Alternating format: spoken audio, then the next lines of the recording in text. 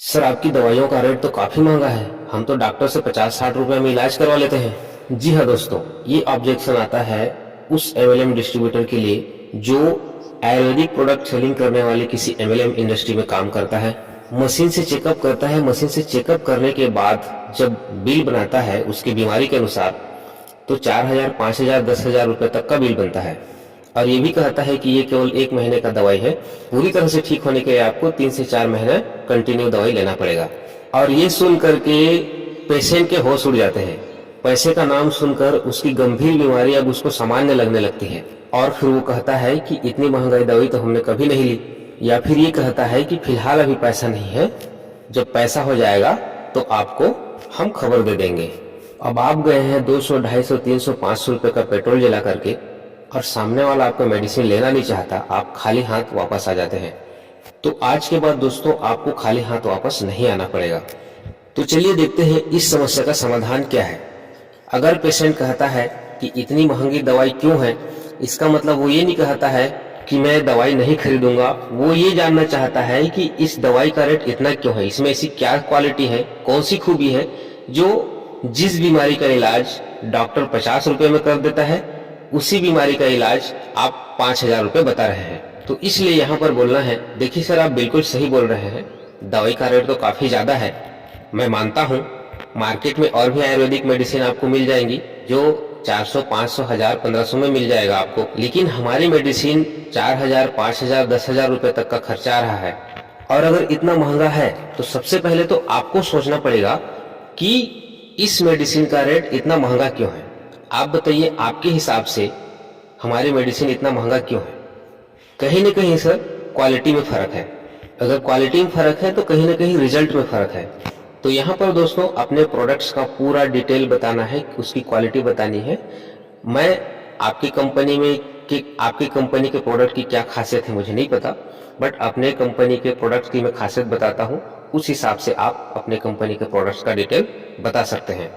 मैं बोलता हूँ प्रोडक्ट्स का दाम इतना महंगा इसलिए है क्योंकि ये आयुर्वेदिक है। और आयुर्वेदिक की बात करें तो इंडिया में आयुर्वेदिक भी 3 प्रकार की होती है। एक होता है सर बी कैटेगरी, दूसरा होता है ए कैटेगरी, और तीसरा होता है ए प्लस कैटेगरी। अब ये बी कैटेगरी कौन सा हुआ? जैसे हमारे आसपास में कुछ थोड़ा बहुत जो जानकार होते हैं वैद्यराज जी, उन लोग आसपास के जंगलों से औषधि एकत्रित करते हैं और उन लोग औषधि बनाते हैं, जो इस तरह से बिना वैज्ञानिक तरीके से तैयार की गई औषधि को बी कैटेगरी में माना जाता है। उससे भी बहुत सारे पेशेंट ठीक होते हैं। उसके बाद आता है ए कैटेगरी। ए कैटेगरी कहने का मतलब है जो देश लेवल पे बिकता है। आपका डाबर है, हिमालय है, दीनदयाल है, पतंजलि है, ऐसे कुछ जाने माने कंपनियां हैं जिनके प्रोडक्ट्स पूरे देश में बिकते हैं। इन लोगों ने अपना रिसर्च सेंटर बनाया हुआ है। इन लोग फैक्ट्री में बनाते हैं प्रोडक्ट्स, न कि घर में बनाते हैं। तो ये हुआ ए कैटेगरी। और उससे भी हाई क्वालिटी का प्रोडक्ट होता है ए प्लस कैटेगरी का। ए प्लस कैटेगरी का मतलब होता है आपने ऐसा आयुर्वेदिक प्रोडक्ट तैयार किया है जिसको देश ही नहीं आप विदेश में भी आप आसानी से बेच सकते हैं।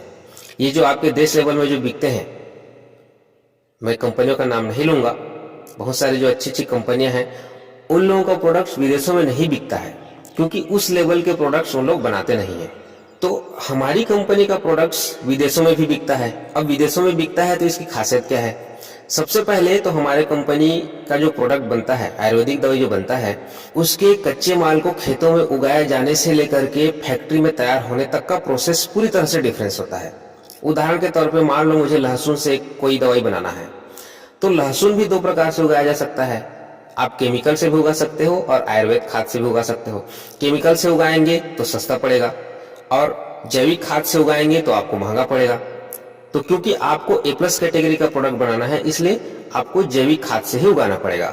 उसके बाद जब फसल तैयार हो जाएगा तो जो कच्चा माल होता है उसको फिर से टेस्ट किया जाएगा कि मैं जिस लहसुन से मैं प्रोडक्ट बनाने वाला हूं उस लहसुन में कितना मेडिसिन प्रॉपर्टी है। तब कहीं जाकर के उसको अप्रूवल मिलता है प्रोडक्ट बनने के लिए। और जब प्रोडक्ट बनकर तैयार हो जाता है तो फाइनल प्रोडक्ट्स को बेच टू बेच फिंगरप्रिंट क्वालिटी प्रोसेस से गुजरना पड़ता है। बेच टू बेच फिंगरप्रिंट क्वालिटी का मतलब होता है जिस तरह से उंगलियों का निशान कभी नहीं बदलता है, उसी तरह हर मेडिसिन का पहला बैच जिस क्वालिटी से तैयार किया गया है उसकी फिंगरप्रिंट तैयार किया जाता है, और जब भी अगली बार प्रोडक्ट बनाया जाता है तो पिछले बैच की क्वालिटी की तरह ही नया बैच जो तैयार किया गया है मैच होना चाहिए। पिछले बैच की क्वालिटी से मैच किया जाता है। अगर हुबहू क्वालिटी का बना है तो अप्रूवल मिलता है। यदि 19-20 का भी फर्क आता है तो सारे प्रोडक्ट्स को अनअप्रूव्ड कर दिया जाता है। इससे कभी भी मेडिसिन की क्वालिटी में कमी नहीं आती। इस प्रोसेस में काफ़ी खर्च हो जाता है, इसलिए मेडिसिन का कॉस्ट बढ़ जाता है। इसलिए मजबूरन दवाइयों के रेट को महंगा रखना पड़ता है। अब बात आती है महंगा है दवाई तो क्या रिजल्ट आता है। तो आपको मैं एक बात बता दूं, आप अपने गांव के, अपने जिला के, अपने देश के लोगों को बेवकूफ बना सकते हैं। आपका प्रोडक्ट अगर रिजल्ट ओरिएंटेड नहीं है तो आप विदेशों में प्रोडक्ट नहीं बेच सकते। हमारे कंपनी का प्रोडक्ट्स पिछले 10 सालों से कंटिन्यूअस विदेशों में सप्लाई कर रही है। उसका डिमांड है, उसमें रिजल्ट है, तब कहीं जाकर के विदेशों में हमारा प्रोडक्ट बिक रहा है। और रही बात महंगाई की, आप जो महंगाई की बात कर रहे हैं, आप मुझे बताइए, आप जो भी XYZ जिस बीमारी के लिए आप दवाई ले रहे हैं कितने सालों से ले रहे हैं? पिछले 6 साल से ले रहे हैं आप। हर महीना कितना खर्च आ जाता है आपको? मात्र 500 रुपये खर्च आ जाता है। उस हिसाब से सर सालाना कितना खर्च आ गया आपको? 6000 खर्च आ गया। 5 सालों में 30,000। हमारे यहाँ 2 से 3 महीना में आप इस प्रोडक्ट को यूज करेंगे तो 36,000 तो आएगा नहीं। पहली बात, आपने थोड़ा थोड़ा खर्च किया इसलिए आपको पता नहीं चला कि 5 साल में आपका 30,000 रुपये चला गया। 30,000 रुपया खर्च करने के बाद भी आपका बीमारी ठीक हुआ क्या? माने कि आने वाले 5 साल, 6 साल, 10 साल तक भी आपको यह सस्ती अंग्रेजी दवाई लेना पड़ेगा। माने आपका तो खर्चा होना ही होना है। एक चीज है। दूसरी चीज, आपने सुना होगा कि अंग्रेजी दवा 3 महीना 4 महीना यूज करने के बाद फायदा कम नुकसान ज्यादा करता है। ज्यादा टाइम तक लेंगे तो आपके किडनी पे इफेक्ट करेगा, आपके ब्रेन पे इफेक्ट करेगा, आपके आंख पे इफेक्ट करेगा। माने आपके अंदर के जितने भी ऑर्गन्स हैं सभी ऑर्गन्स को अंग्रेजी दवा धीरे धीरे डैमेज करना शुरू कर देता है। आपने जो 6 साल तक मेडिसिन ली है, आपको क्या लगता है आपको नुकसान नहीं पहुंचा रही है अंग्रेजी दवा? आप जो सस्ता 500 रुपये का मेडिसिन ले रहे हैं, क्या ये नुकसान नहीं पहुंचा रही है? इसी सस्ता मेडिसिन को आगे भी कंटिन्यू करते रहेंगे तो और कितना नुकसान पहुंचा सकता है, ये सोच के देखिए। और ये बात तो तय है कि आप इसी मेडिसिन को लेते रहे तो केवल आपको राहत मिलती रहेगी, लेकिन आपका बीमारी ठीक नहीं होगा। क्योंकि अंग्रेजी दवा बीमारी को ठीक नहीं करता है, बीमारी के सिम्टम को दबाता है। आपको चक्कर आ रहा है तो आपके चक्कर को दूर करेगा, लेकिन चक्कर क्यों आ रहा है उस कारण को ठीक नहीं कर पाती है। तो आपका सिम्टम तो बाहर से दिखेगा नहीं, लेकिन अंदर से आपकी बीमारी बड़ी होते जाएगी और एक दिन अचानक से अपना विकराल रूप दिखाएगा। तो उस समय आपको 500, 5,000 खर्चा नहीं कराएगा, वो सीधा 1 लाख, 2 लाख, 10 लाख रुपए खर्च कराएगा। और मैं आपको ये केवल डराने के लिए नहीं बोल रहा हूँ। ऐसे मैंने बहुत सारे पेशेंट्स को देखे हैं जिन्होंने हमसे 5,000, 10,000, 15,000 रुपया खर्च करने के डर से इलाज नहीं कराया और उसके 6 महीना, साल भर बाद ऐसा उनको समस्या हुआ कि हॉस्पिटलाइज होना पड़ा, 1.5 लाख, 2 लाख खर्च भी हुआ और जान भी चली गई। देखिए, मैंने मशीन से चेकअप किया है और जो जानकारी मुझे मिली, आपके शरीर में जो बीमारी मुझे दिखी, उस हिसाब से मैं आपको जानकारी दे रहा हूँ कि अगर इस बीमारी को टाइम पे ठीक न किया जाए तो आने वाले समय में विकराल रूप धारण कर सकता है।